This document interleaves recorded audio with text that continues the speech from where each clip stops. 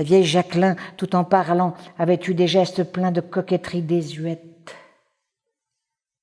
La légèreté et la grâce de ses mains, mêlées aux accents rocailleux de sa voix, lui donnaient un genre de féminité féroce, celui d'une vieille femelle capricieuse. Ici, il faudrait s'habiller, elle avait dit ça sur le ton du commandement. Je ressemblais beaucoup à Lise, ce qui vend s'était plu à répéter avec fierté.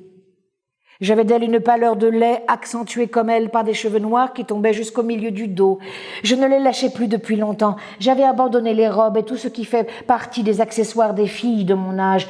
J'étais fière, un sale caractère, c'est ce qu'on disait. Sauvage comme sa mère, hautaine comme son père, encore bien plus depuis son départ. Je ne riais plus, j'étais une fille travailleuse, au parcours tracé, sans place pour la surprise, qui allait du village à chez elle et de chez elle au village. Une fille qui ne fréquentait pas, comme on disait, contrairement à toutes celles que j'avais vues se promener la main dans celle des garçons ou se laisser approcher dans les bistrots. Une fille qui...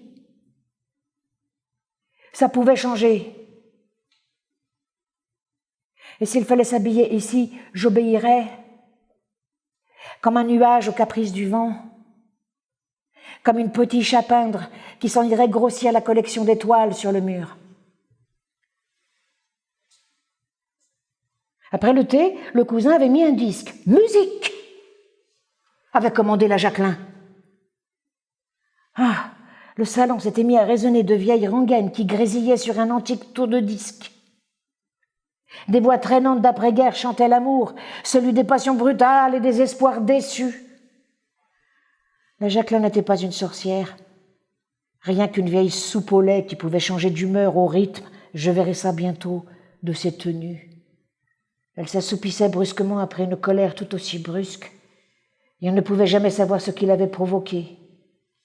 Rien ne devait faire ombrage à sa météorologie intérieure. Comme les enfants, elle avait l'espèce d'engouement jubilatoire pour les petites tortures suivies de câlins réparateurs, le besoin impulsif de chérir et de battre, d'interdire et de permettre, de chasser et de rappeler. Plus elle était obéie, plus elle s'émerveillait, car c'était de la magie que les mots deviennent une réalité. De la magie. Elle en faisait aussi avec le cousin qu'elle ne laissait jamais sans rien faire, lui imposant sans cesse de nouvelles corvées qu'elle récompensait d'une gifle ou d'un compliment.